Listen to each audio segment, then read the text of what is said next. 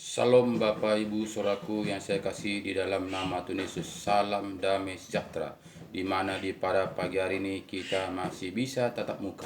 Masih diberikan kita kesempatan untuk merenungkan kebenaran-kebenaran firman Tuhan. Dari itu Bapak Saudaraku, mari terlebih dahulu kita mengucap syukur kepada Tuhan karena kita sudah dibanguni di pada pagi hari ini. Mari sama-sama kita berdoa. Ya Bapa kami yang baik dalam kerajaan sorga, kami mengucap syukur kepada Engkau Tuhan, di mana Tuhan Yesus Engkau telah membimbing, menuntun, menyertai, melindungi, menyelamatkan kami pagi, siang, sore, bahkan di malam hari tadi kami tidur nyenyak, dan di pada pagi ini Engkau telah banguni kami dengan sehat walafiat. Itu semua Tuhan Yesus kami rasakan oleh tuntunan penyertaan perlindungan-Mu. Kami hanya bisa mengucap syukur atas semua kebaikan-Mu Tuhan. Terima kasih Bapak, terima kasih, syukur haleluya Tuhan Yesus. Di mana Bapak di pada pagi hari ini juga Bapak kami juga akan membaca sebagian firman-Mu. Engkau campur tangan, Engkau berkarya, Engkau membimbing, Engkau memberikan pengertian akan firman-Mu, sehingga Bapak kami tidak hanya ikut-ikutan saja, tidak hanya mendengar saja, tapi betul-betul kami menjadi pelaku firman-Mu. Terima kasih Bapak, terima kasih, syukur Bapak untuk itu baik. Di dalam nama Yesus kami berdoa dan bersyukur, haleluya, amin. Salam Bapak Ibu Saudaraku yang saya kasih di dalam nama Tuhan Yesus. Salam damai sejahtera. Di mana di pada pagi hari ini kita masih bisa tatap muka karena kebenaran firman Tuhan. Karena Tuhan sangat peduli kepada kita, sangat mengasihi kita, sehingga di pada pagi hari ini kita masih dibanguni dengan sehat walafiat, tidak ada gangguan apapun oleh penyertaan pelindungan Tuhan. Dari itu Bapak Saudaraku, marilah kembalilah kita kepada firman kebenaran. Buka hati kita lebar-lebar, baca, tekuni, taati firman Tuhan semampu kita, supaya roh Tuhan akan turun ke roh kita ini, sehingga dimateraikan dengan roh kita, sehingga roh Tuhanlah akan menuntun, membimbing, menyertai sepanjang kehidupan kita sehari-hari, sehingga kita tidak diombang-ambingkan dunia ini, sehingga kita tidak dinamobokkan dunia ini, tapi betul-betul kita ada dalam tuntunan roh Tuhan. Jadi Bapak Saudaraku, dasarnya adalah firman kebenaran. Jadi jika kita tidak kembali kepada firman Tuhan, firman kebenaran Bapak Saudaraku, tentu kita diombang-ambingkan dunia ini, sehingga kita ninabobokkan dunia ini, sehingga kita tidur nyenyak, tidak mau menoleh kemana-mana, tidak mau tahu apa-apa, tapi kita tidur nyenyak, sehingga kita dibawa pelan-pelan, perlahan ke api neraka. Jadi ini Bapak Saudaraku harus kita waspada. Apalagi Bapak Ibu Saudaraku, saat ini sudah akhir zaman akhir. Jadi harus kita waspada. Sehingga saat ini kita melihat bagaimana setan gencarnya untuk mencari mangsa, untuk dibawa ke dalam api neraka bersama-sama dia. Jadi jangan kita mau Bapak Saudaraku, marilah kendalikanlah diri kita, bukalah hati kita lebar-lebar, kembalilah kepada firman Tuhan, mendapatkan kehidupan yang kekal itu. Jadi Bapak Saudaraku, mari kita baca firman Tuhan untuk menguatkan kita, supaya kita tetap dalam tuntunan penyertaan pelindungan Tuhan. Kita buka Alkitab kita. Di sini kita buka Ibrani 12 ayat 1. Judulnya nasihat supaya bertekun dalam iman. Jadi Bapak Saudaraku, kita harus bertekun dalam iman. Jika kita tidak bertekun dalam iman Bapak Saudaraku, saat ini kita pasti kita bimbang. Bagaimana saat kehidupan saat ini Saudaraku, kita melihat tantangan demi tantangan, pergumulan demi pergumulan. Bahkan saat ini Bapak Saudaraku, kita melihat semakin sukar. Kehidupan ini semakin sukar. Bahkan saat ini kita melihat bagaimana peperangan, bagaimana kita melihat bencana-bencana, bagaimana gunung meletus, bagaimana juga gempa bumi, kita melihat kebanjiran dan sebagainya. Itu tanda-tanda akhir zaman. Ini semua harus genap Bapak Saudaraku. Jika tidak genap berarti tidak betul Alkitab ini. Karena Alkitab sudah menubuatkannya, Alkitab sudah menulisnya. Jadi ini adalah pengenapan. Jadi kita Bapak Saudaraku harus kita kembali kepada Alkitab, supaya kita tahu jalan-jalannya Tuhan, supaya kita tahu hari-hari kita, kemana tujuan kita, dan kemanakah langkah kita setiap hari. Dari sini kita melihat katanya ayat 1, karena kita mempunyai banyak saksi, bagaikan awan yang mengelilingi kita. Marilah kita menanggalkan semua beban dan dosa yang begitu merintangi kita, dan berlomba dengan tekun dalam perlombaan yang diwajibkan bagi kita. Jadi Bapak Saudaraku, kita harus berlomba sama seperti pemain sepak bola. Kita harus berlomba. Jadi kita ini tidak tenang-tenang saja, tidak seperti dunia mengatakan cukup percaya saja, cukup beriman saja, cukup ke gereja saja.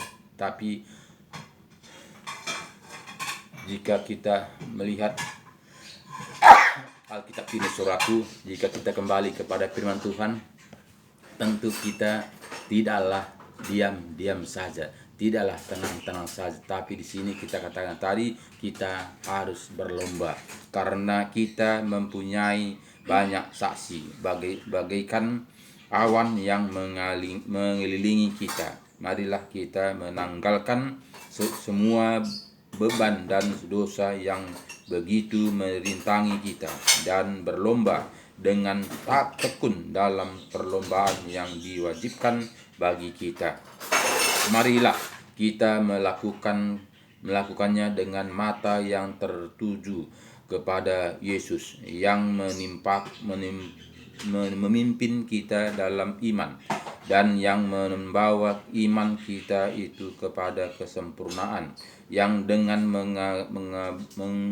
mengabaikan kehinaan tekun memikul salib, ganti sukacita yang disediakan Bapa bagi Dia yang sekarang duduk di sebelah kanan tahta Allah. Jadi kita melihat Bapak Saudaraku, di mana Tuhan sudah mengajarinya, di mana Tuhan Yesus sudah datang ke dunia ini, di mana sebelum tahun 2000 lalu Dia sudah menentukan, sudah mengajari, sudah membimbing, sudah membukakan bagaimana sebetulnya jalan-jalan menuju kehidupan yang kekal itu.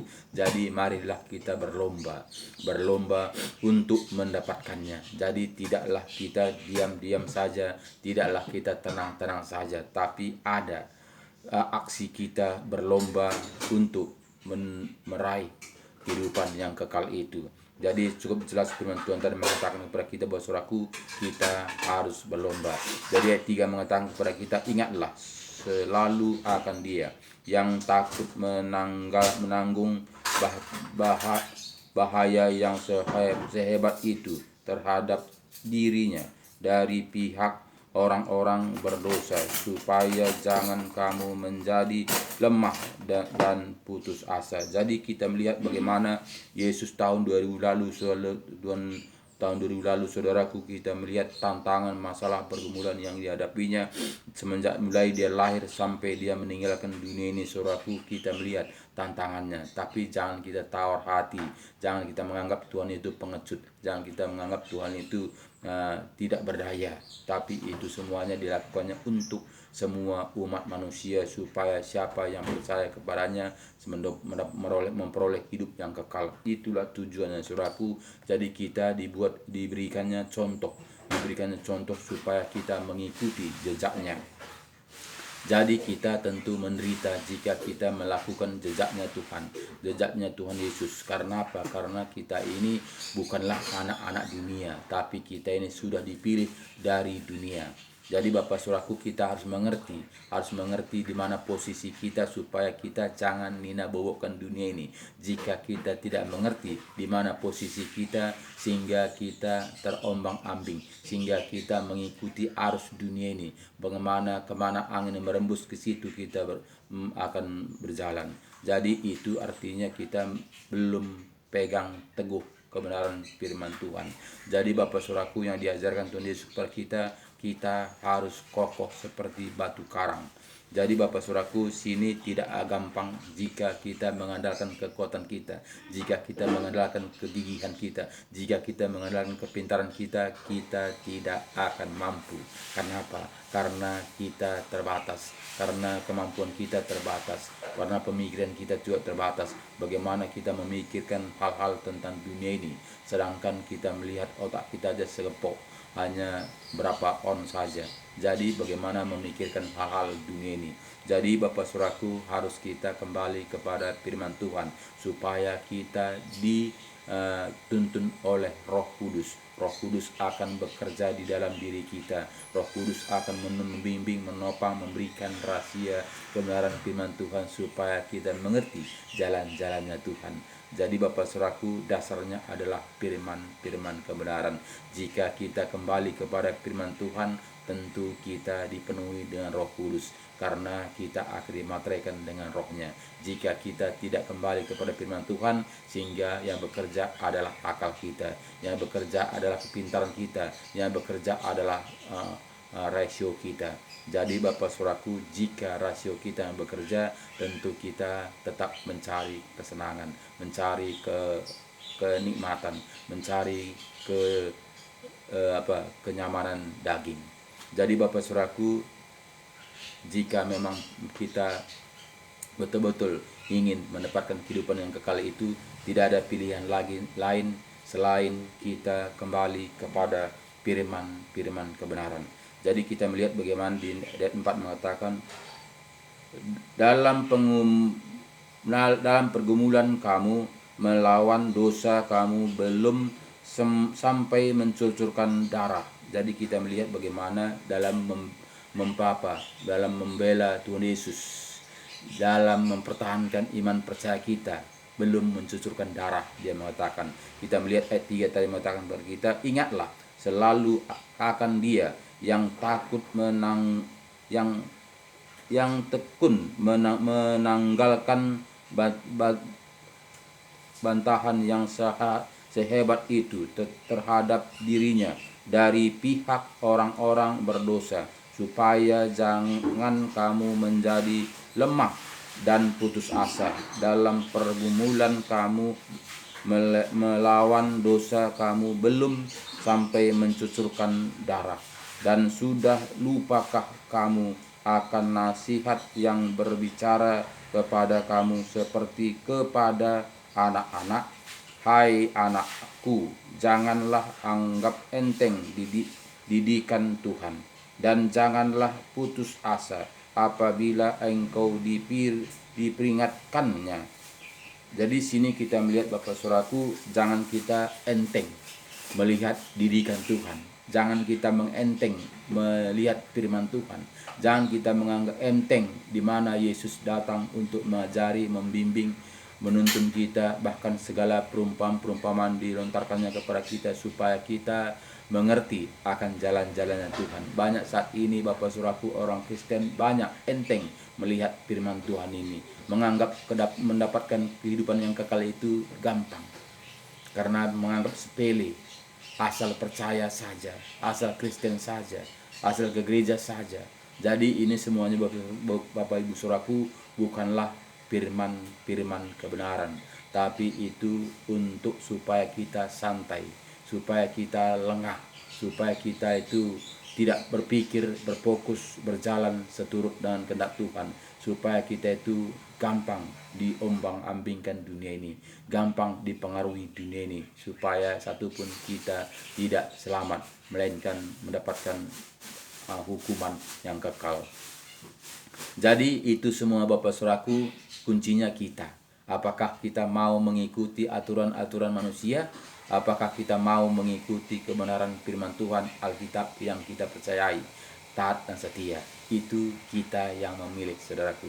Jadi tidak siapa-siapa, tidak pendeta, tidak gereja, tidak orang tua kita, tidak saudara kita, tidak anak kita, tapi kita sendiri. Karena ke surga itu Bapak Saudaraku tidaklah bisa membonceng, tidaklah bisa dibonceng. Jadi yang menentukan adalah kita. Jadi dari sekarang Bapak Saudaraku, selagi Tuhan memberikan kita kesempatan, marilah kembalilah kepada Alkitab, yang kita percayai, supaya kita mengerti jalan-jalannya Tuhan, karena Alkitablah originalnya. Karena jika kita hanya mendengarkan perkataan-perkataan orang, tentu dia sudah mengeresepnya, tentu dia sudah menaruh bumbu-bumbu supaya manusia nyaman, supaya manusia tenang, supaya manusia senang-senang saja. Tapi bukanlah kebenaran firman Tuhan. Jadi Bapak Saudaraku, kebenaran firman Tuhan haruslah kita melakukan seturut dengan apa yang tertulis. Jadi bukan apa kata orang. Jadi sini kita melihat Bapak Saudaraku, kita melihat ayat 6 katakannya kepada kita, karena Tuhan menghajar orang yang dikasihinya, dan ia menyesah orang yang diakuinya sebagai anak. Jadi Bapak Saudaraku, jelas firman Tuhan mengatakan kepada kita, Tuhan akan mengajar kita, Tuhan akan menyesah kita, Tuhan akan menguji kita. Sampai berapakah iman percaya kita itu? Apakah kita taat dan setia? Apakah kita bertahan? Jadi ini diuji sama seperti Bapak Abraham. Bapak Abraham, dia begitu lama mendapatkan anak, dan Tuhan menjanjikan kepada Abraham dia akan anaknya, keturunannya sama seperti bintang-bintang di langit, sama seperti pasir di tepi laut. Tapi kenyataannya Tuhan mengatakan, Abraham, bawalah anakmu, persembahkanlah anakmu untuk persembahan sembelihan, untuk korban bakaran. Bagaimanalah pengujian Tuhan itu kepada Bapak Abraham, tapi Bapak Abraham itu ikut saja. Bapak Abraham tidak membangkang, Bapak Abraham tidak komen, Bapak Abraham tidak melawan. Bapak Abraham taat dan setia untuk melakukannya. Bapak Abraham mengatakan Tuhan menyiapkannya. Jadi ini semua saudaraku tidak gampang. Ada tantangan, ada ujian, ada masalah yang harus kita jalani, batu-batu kerikil yang kita lewati. Jadi tidaklah segampang apa kata manusia. Bapak Ibu saudaraku, marilah jangan kita lalai, jangan kita lengah, supaya kita tidak mendapatkan kehidupan yang kekal itu. Marilah kita fokus, bukalah hati kita lebar-lebar, baca Alkitab, undang Roh Kudus masuk dalam hati kita, supaya kita mengerti jalan-jalannya Tuhan. Karena Roh Kudus akan membukakan rahasia kebenaran firman Tuhan. Roh Kudus akan membukakan jalan-jalan kebenaran firman Tuhan. Jadi Bapak Saudaraku, marilah kuncinya hati kita harus membuka. Jadi di sini kita melihat Bapak Saudaraku, jika kamu harus menanggung ganjaran, Allah memperlakukan kamu seperti anak. Di manakah terdapat anak yang tidak dihajar oleh ayahnya? Jadi Bapak Saudaraku, kita diperumpamakan dengan anak, Bapak dengan anak. Di manakah Bapak tidak menghajar anaknya jika dia jahat, katanya Bapak Saudaraku. Jadi kita dihajar bukan karena dia benci, tapi kita dihajar supaya kita sungguh-sungguh taat kepada kebenaran firman Tuhan. Jadi Bapak Saudaraku, ujian-ujian itu Bapak supaya kita lulus. Jika kita tidak ujian, tentu kita tidak akan lulus. Jadi Bapak Saudaraku, apapun tantangan kita saat ini, apapun pergumulan kita saat ini, apapun masalah kita pada saat ini, jangan pernah bergeser, jangan pernah mundur, tapi maju terus untuk menuju sasaran. Jadi itu harus satu keharusan. Karena apa? Itu tidak ada pilihan lain. Jadi jangan mengatakan kita ini senang-senang mengikut Tuhan Yesus. Tidak Bapak Saudaraku. Karena apa? Karena kita di dunia ini numpang. Itu kita harus tahu, harus kita garis bawahi bahwa kita ini di dunia ini hanya numpang sementara, berkemah saja. Itu kata firman Tuhan. Sama seperti kita hidup ini, sama seperti bunga di pagi hari dia akan mekar. Dari begitu dia mekar-mekar, begitu datang sinar matahari, dia akan mulai kencup. Dia akan layu, dia akan jatuh, dia akan busuk. Hanya begitu katanya kita hidup dalam dunia ini. Jadi jangan kita diombang-ambingkan situasi dunia ini. Jangan kita dipengaruhi hal-hal dunia ini. Jangan kita ini teralih pikiran kita gara-gara dunia. Tapi marilah kita fokus kepada kebenaran firman Tuhan. Jadi jangan kita dunia ini membuat kita jatuh. Jangan kita gara-gara dunia kita masuk neraka. Jadi itu harus kita garis bawahi Bapak Saudaraku, kita hidup ini untuk apa? Apakah kita hidup di dunia ini untuk menikmati dunia ini? Apakah kita hidup di dunia ini untuk ujian, untuk mendapatkan kehidupan yang kekal? Jadi itu harus kita tahu fokus kita, harus kita tahu di mana kita saat ini. Apakah kita hanya pengharapan kita tentang dunia ini saja? Tentu jika kita pengharapan kita tentang dunia ini saja, kita bisa berenak-enak, pesta pora, bersenang-senang untuk menikmati dunia ini seperti orang kaya dengan Lazarus. Orang kaya itu kita melihat dia pesta pora semenjak hidupnya, tapi ketika dia meninggalkan dunia ini, dia akan masuk ke dalam alam maut. Tapi kita melihat bagaimana kita melihat Lazarus, dia mati, dia akan naik ke kepada pangkuan Bapak Abraham. Jadi ini saksinya Tuhan sudah buat, Lazarus dibangkitkan. Jadi Bapak Ibu Saudaraku, sudah jelas firman Tuhan untuk kita taati. Jadi jangan kita kurang-kurangi, jangan kita tambahi, jangan kita ini hayal-hayalkan firman Tuhan ini. Jangan kita firman Tuhan ini tafsirkan begini, tafsirkan begini. Jadi jika kita firman Tuhan ini tafsirkan Bapak Saudaraku, sehingga firman Tuhan ini menjadi apapun bisa. Karena apa? Karena ditafsirkan sama seperti orang pemain togel Bapak Saudaraku. Dari dia tadi seperti umur 7, bisa saja 7 ini menjadi 1, bisa saja 7 ini menjadi 3. Kenapa? Karena bentuknya begini. Nah, jadi ini semuanya bukannya hal-hal dunia. Kalau hal-hal dunia seperti togel itu Saudaraku, bisalah kita ulas-ulas, bisalah kita tafsirkan. Tapi firman Tuhan ini sudah jelas, sudah sempurna. Jadi ngapain lagi kita mesti tafsirkan Bapak Saudaraku? Ngapain lagi kita mesti ulas-ulas Bapak Saudaraku? Mari kita lakukan taat dan setia. Sama seperti Nuh, kita melihat Bapak Saudaraku, kita ulang-ulang bagaimana ketaatan Nuh diberikan contoh kepada kita. Dia tidak ulas-ulas bagaimana saya nanti membangun bahtera begitu besar, bagaimana saya mendapatkan makanan untuk keluarga saya, bagaimana saya bisa mengumpulkan bahan-bahannya ini, bagaimana saya bisa mengumpulkan yang hidup sepasang-sepasang. Itu tidak dia komen, dia laksanakan saja, dia taat saja. Apa diperintahkan Tuhan, dia katakan siap Bapak. Ternyata dia sekeluarga yang selamat.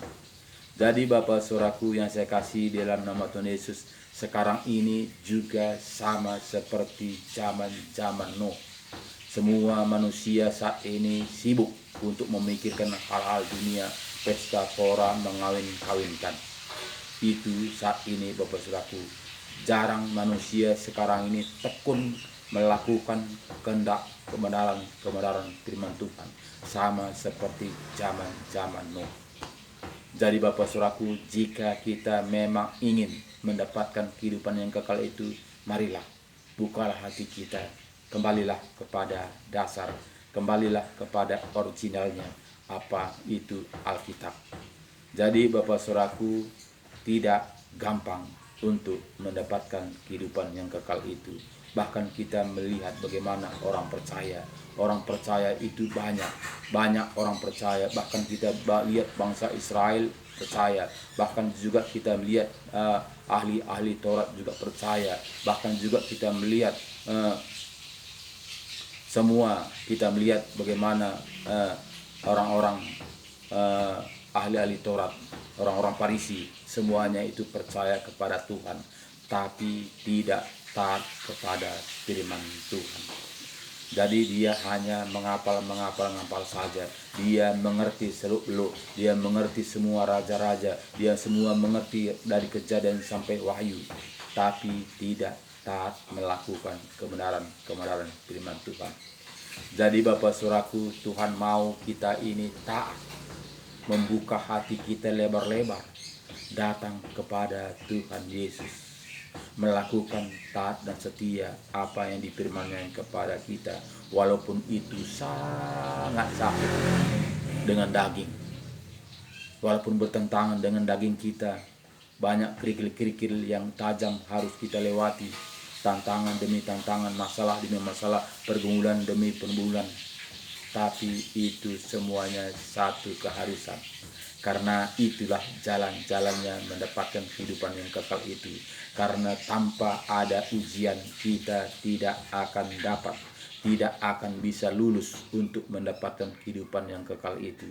Karena itu adalah orang-orang kudus yang dapat ke situ, Bapak Saudaraku, yang taat dan setia. Jadi bukan setiap orang yang percaya. Jadi itu kuncinya kembali kepada Alkitab. Jadi jika kita hanya mendengar apa kata orang, memang sangatlah gampang. Cukup percaya saja. Jadi firman Tuhan mengatakan, Bapak Saudaraku, iblis-iblis pun, setan-setan pun percaya, tapi tidak taat. Nah itu buktinya, Bapak Saudaraku. Bahkan kita melihat orang-orang yang percaya kepada Tuhan, bahkan orang-orang yang melakukan dalam nama Yesus, bahkan juga Tuhan tidak kenal. Kenapa seperti itu, Bapak Saudaraku? Karena tidak taat melakukan firman kebenaran. Banyak saat ini orang melakukan kebenaran, melakukan firman Tuhan untuk diri sendiri, untuk memperkaya diri sendiri, untuk kesenangan diri sendiri. Sehingga Tuhan mengatakan, "Enyahlah kau pembuat kejahatan." Kenapa? Karena dia jual nama Yesus. Dia mengatasnamakan dalam nama Yesus untuk diri sendiri. Dia mengatakan dalam nama Yesus untuk memperkaya diri sendiri. Jadi ini sungguh Bapak, Ibu Saudaraku, Tuhan mengatakan, "Enyahlah kau pembuat kejahatan." Jadi Bapak, Ibu Saudaraku, sadar kita untuk apa kita datang kepada Tuhan, untuk apa kita menjadi orang Kristen, untuk apa kita datang ke gereja, untuk apa kita menjadi orang percaya, untuk apa kita menjadi orang taat. Jika Tuhan mengatakan, "Enyahlah kamu pembuat kejahatan." Jadi bukan harapan kita di dunia ini saja, Bapak Saudaraku. Banyak saat ini pengharapannya di dunia ini saja, menganggap dia tidak mati selama-lamanya, lupa akan kematian. Bahkan banyak saat ini, Bapak Saudaraku, hamba-hamba Tuhan banyak lupa akan kematian, sehingga dia meraih terus, menumpuk terus hartanya, tidak melakukan kebenaran firman Tuhan, di mana dikatakan di Matius 25 ayat 31 sampai 61. Di situ katanya, "Apa yang kau lakukan kepada orang-orang yang hina ini, itulah untuk aku." Itu lupa, itu firman itu ditutupi supaya jangan terusik. Jadi ini semuanya akal-akal manusia. Jadi Bapak Saudaraku, jika kita hanya mengikuti apa kata manusia, banyak akal situ, banyak pengetahuan situ, banyak liku-liku situ, banyak problem di situ, banyak firman Tuhan ini sudah diserongkan. Jadi marilah Bapak Saudaraku kembali kepada Alkitab. Apalagi zaman saat ini, Bapak Saudaraku, di mana saja kita berada bisa kita baca Alkitab, bisa kita menaati firman Tuhan. Karena tidak sesulit dulu harus kita bawa Alkitab besar-besar. Sekarang ini, Bapak Saudaraku, jika ada HP kita Android, di mana saja kita bisa baca Alkitab. Jadi bisa kita mengerti jalan-jalannya Tuhan, asal kita membuka hati lebar-lebar. Jadi jika kita baca pun Alkitab ini, Bapak Saudaraku, bolak-balik Wahyu sampai Wahyu, Kejadian sampai Wahyu, Kejadian sampai Kejadian. jika kita tidak mengikutinya, taat dan setia, itu juga akan sia-sia. Sama seperti ahli Taurat, dia tahu semuanya seluk-beluk, dia tahu semua raja-raja, semua dia tahu isi Alkitab, tapi tidak taat kepada firman kebenaran. Jadi Bapak Saudaraku, bukan asal percaya saja. Jadi jelas firman Tuhan mengatakan, Bapak Saudaraku, tantangan pasti ada. Katanya tadi, di manakah orang tua tidak mengajar anaknya jika dia jahat. Jadi ayat 7 tadi mengatakan kepada kita, jika kamu harus menanggung ganjaran, Allah memperlakukan kamu seperti anak. Di manakah terdapat anak yang tidak dihajar oleh ayahnya? Tetapi jikalau kamu bebas dari ganjaran yang harus diderita setiap orang, maka kamu bukanlah anak, tetapi anak-anak gampangan. Jadi Bapak Saudaraku, jika kita tidak ada tantangan, jika mulus-mulus saja, jika kita hanya diberkati saja jika kamu menjadi anak Tuhan, jika kamu menjadi Kristen, kamu akan diberkati berlimpah-limpah. Kamu akan diberkati 30 lipat, 60 kali lipat, 100 kali lipat. Itu anak gampangan. Anak-anak pun sanggup untuk melakukannya. Tak usah pun dulu kita orang tua, tak usah pun juga orang dewasa, anak-anak aja sanggup. Karena apa? Karena dia sudah diberkati. Jadi Bapak Saudaraku, itu bukanlah firman kebenaran. Itu namanya firman berkat, firman daging. Jadi Bapak Saudaraku, di sini katanya tadi kepada kita ada tantangan. Karena apa? Karena orang dewasa itu pasti kuat. Makanya Bapak Saudaraku, kita harus makan nasi keras. Kita tidak minum susu lagi, tidak makan bubur lagi, tapi makanan kita adalah makanan keras. Jadi sama seperti kayu yang sudah tinggi Bapak Saudaraku, banyak angin yang menerpa, banyak goncangan yang menerpa. Kenapa? Karena dia sudah tinggi. Nah, sudah tinggi, sudah besar. Jadi jika kayu itu masih di bawah, dia akan dilindungi. Banyak masih pengambat kayu-kayu yang lain, dia akan tenang saja, tidak ada ombak, tidak ada angin, tidak ada menerpa dia. Tapi jika dia sudah melebihi batas, dia akan naik, dia akan diombang-ambingkan. Dia diombang-ambingkan sehingga dia kuat, tidak gampang patah. Karena apa? Karena dilatih dengan angin, dilatih dengan ombak, diterpa sehingga dia kuat. Walaupun diombang-ambingkan, dia olang-aling, tapi dia kuat menahan dirinya. Dia tetap kokoh. Jadi begitulah anak-anak Tuhan Saudaraku. Kita harus naik, harus kita kuat, harus kita mampu menjalani tantangan setiap ganjaran-ganjaran yang kita hadapi. Jika kita tidak kuat, berarti kita masih kanak-kanak, belum makan nasi keras. Jadi jika kita masih kanak-kanak Saudaraku, kita tidak akan bisa menjadi mempelai. Kita tidak akan bisa berjumpa dengan Tuhan Yesus. Kenapa? Songsonglah mempelai akan datang. Jadi Bapak Saudaraku yang saya kasih dalam nama Tuhan Yesus, jangan kita kanak-kanak terus, tapi kita harus dewasa. Tetapi ayat 8 mengatakan, tetapi jikalau kamu bebas dari ganjaran yang harus diderita setiap orang, maka kamu bukanlah anak, tetapi anak-anak gampangan.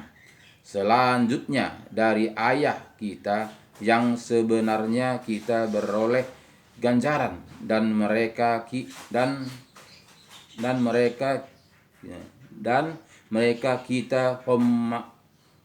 hormati, dan mereka kita hormati.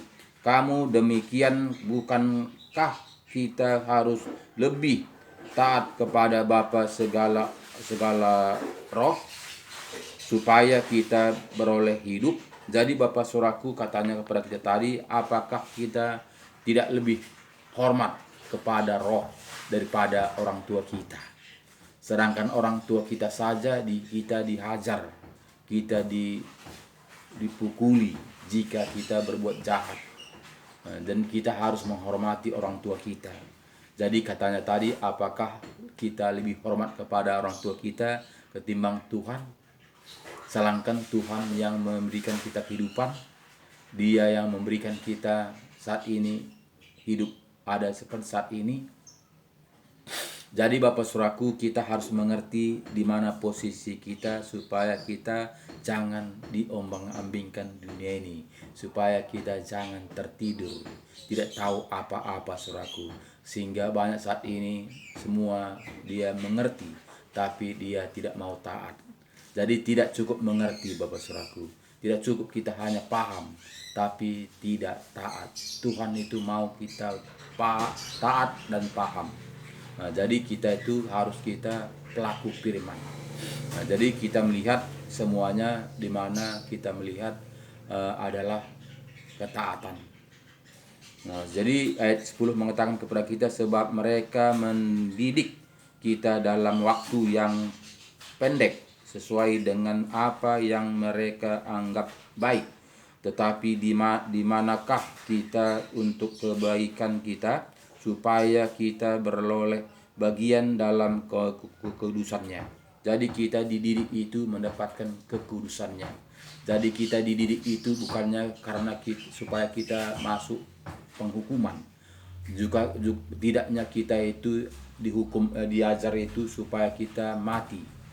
Bukan kita dididik itu supaya kita itu menderita tidak karu-karuan, tapi kita dididik itu supaya kita berjalan kita tulus, taat dan setia. Itu rencana Tuhan. Sehingga ketika kita akan melenceng, kita dipukul. Sehingga kita akan mereng setelah kita dipukul, dihajar habis-habisan. Kita dibenci orang, dicaci orang, dikata-katai ke orang, dihina orang, karena kita ini menganggap lain daripada lain. Jika kita sama seperti mereka, tentu kita dikasihnya sebagai miliknya. Jadi Bapak Saudaraku, sangat jelas firman Tuhan mengatakan kepada kita supaya kita tahu bahwa kita itu adalah milik Tuhan. Jadi kita tidak sama seperti dunia ini, tapi kita beda.